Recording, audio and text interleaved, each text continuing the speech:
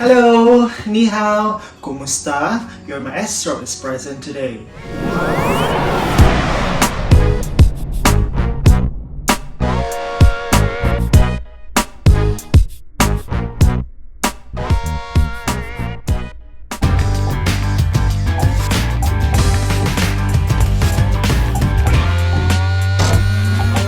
Guys, I hope everyone is doing okay, and congratulations to those applicants who have finished submitting their application sa TFETP.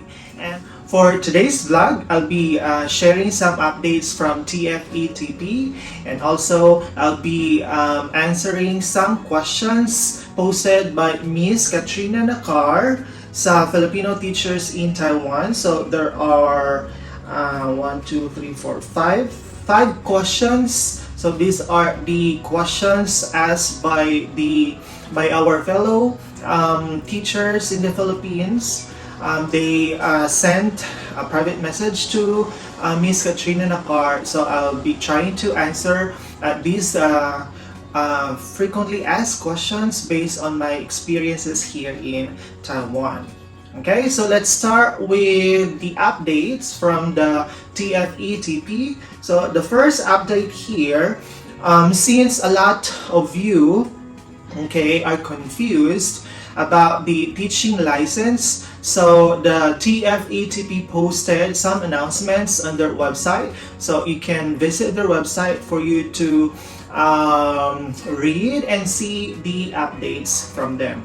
So the updates here states, recently we have received inquiries about the requirements for the TFETP program.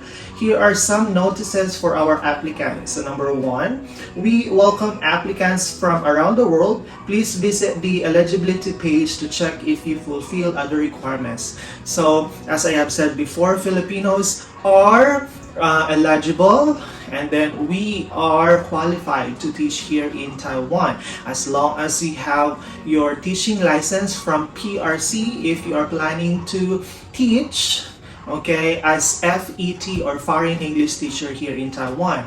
And for TAs, if your school is not from the top 500 university stated in the TFETP's program, so you need to have at least 2 years teaching experience.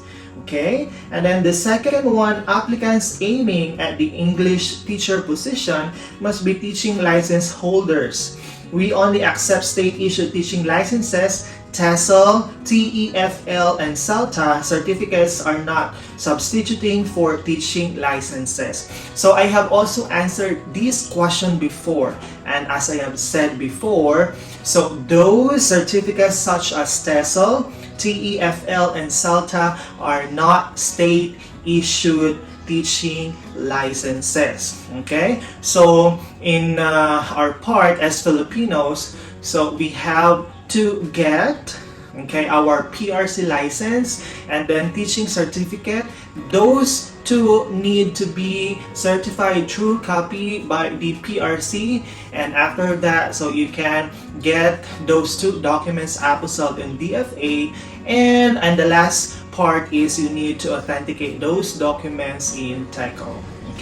Next, number 3, the 22 recruitment has proceeded to stage 2, and we will continue to accept applications. While the recruitment is on a rolling basis, we suggest applicants submit the applications with complete documents as soon as possible. Thank you. So based on their application timeline, so the phase 2 applications deadline will be in May 15. So you need to submit your documents with at least DFA authentication. And then for those who are asking about when the TFETP will update about their application, since you just have submitted and completed your application last March 31st, so wait an email from them, okay, maybe 2 to 3 weeks from now, for those who have submitted and of course completed the application last March 31st. So expect an interview before April 15. So I guess they will email you within this week or maybe next week before April 15. Okay, so expect an email from them before April 15. So we just need to revisit the timeline or application timeline given by the TFETP so that you will have the guide kung when you will receive an email for an interview, and then when you will receive conditional offer from them after you have already finished the interview last week, because a lot of you are asking the date, and I cannot give you a definite date because I'm not part of TFETP. I'm just giving you some updates from them also, and I guess they are following their timeline, so just get ready for your interview, and then hopefully this week or next week they can send you the link for the schedule of interview. Okay, I'd like to wish good luck to those who have already submitted. I mean, for those who have already interviewed by the TFETP, I hope everyone gets a conditional offer. And then for those who are still waiting to have an appointment for an interview, so get ready and then try to search for questions that they might ask you during the interview. So this is the time for you to search. All right. So now I will be starting to answer the questions, okay, asked by Miss Katrina Nakar in our Facebook page, Filipino Teachers in Taiwan. So the first question is, how would you describe the working environment in Taiwan? So this question, I guess I have already answered this in my previous job. If you compare, okay, the teaching environment in a cram school, in a private or international school, and in a public school. So in my part, I think the best environment, okay, as I have experienced before and as of now, is the environment in a public school. Why? Because the first reason is the teaching load. So in a cram school, so usually you are paid every hour. So if you want to have more income, so you need to have a longer periods or hours. In a private or international school, so the maximum periods that you need to teach is 25 periods, okay?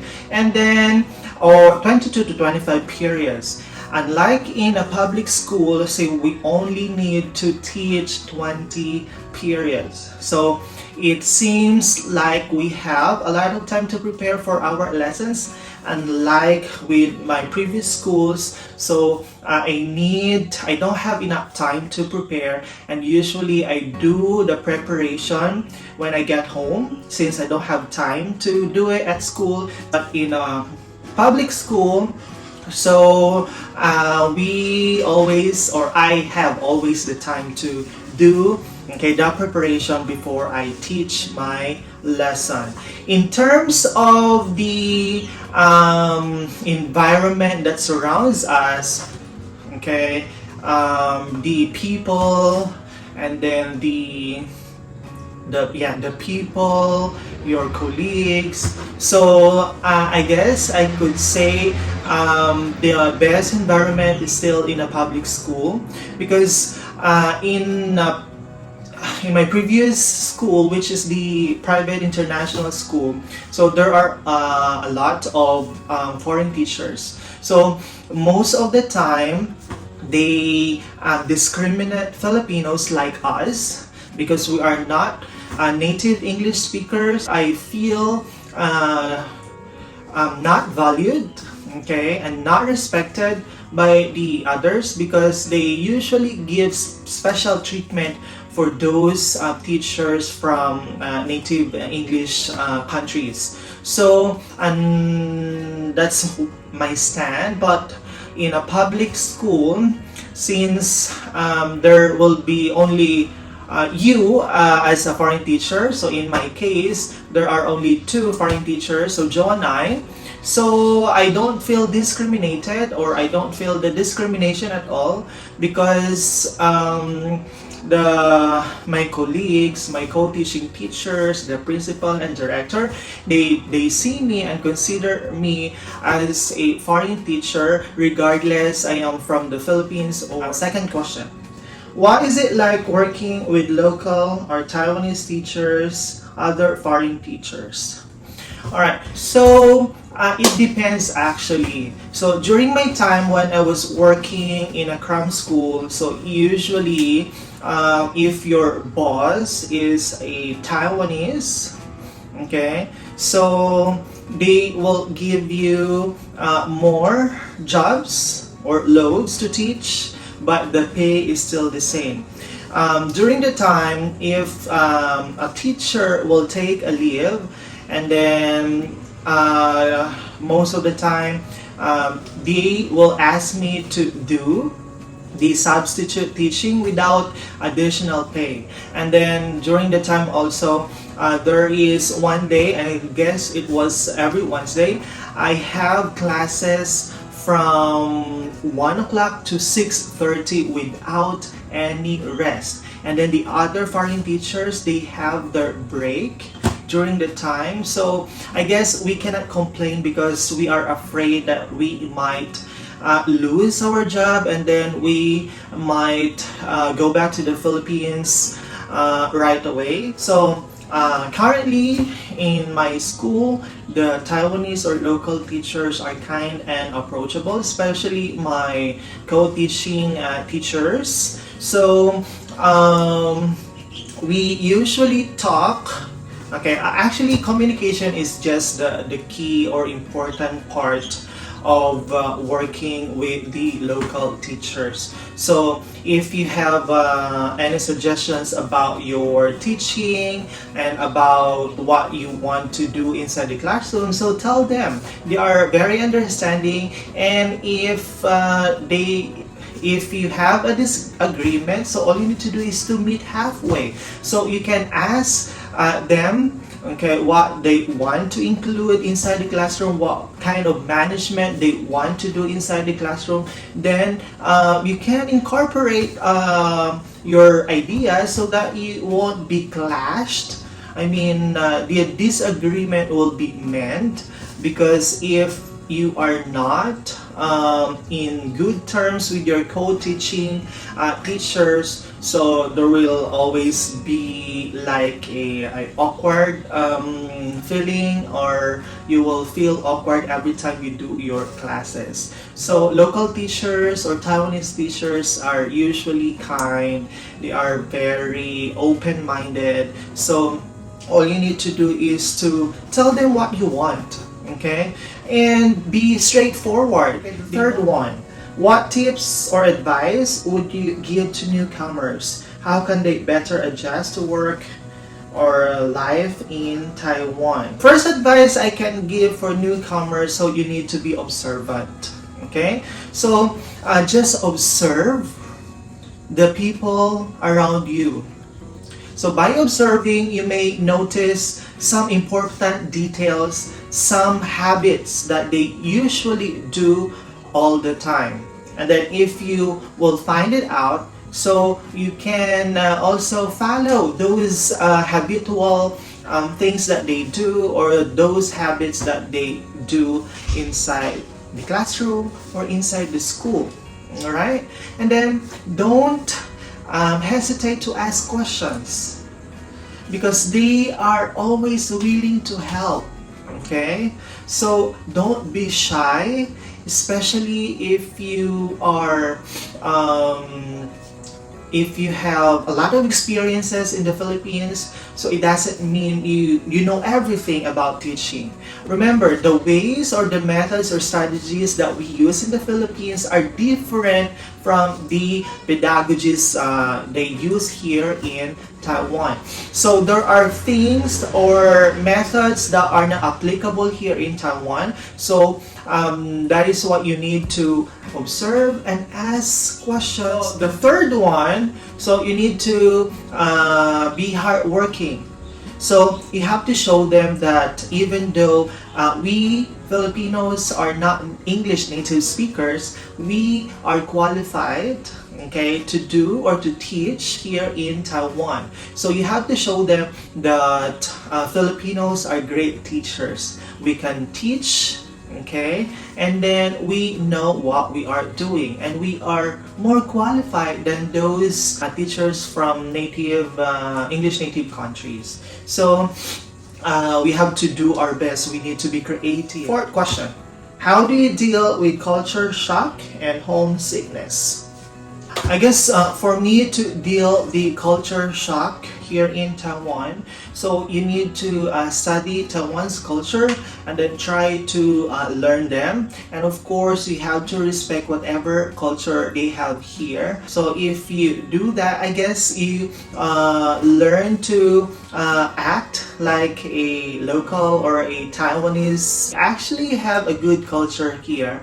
The culture here is not that different from our culture. All you need to do is to learn them and then put it not only in your mind but also in your heart. Right, so to manage the homesickness, so I guess you have to find an avenue wherein you need to keep yourself busy. You need to engage in some activities wherein you won't miss your family in the Philippines, like going to the gym, or you can watch movies or K-dramas all the time. And of course there is an internet.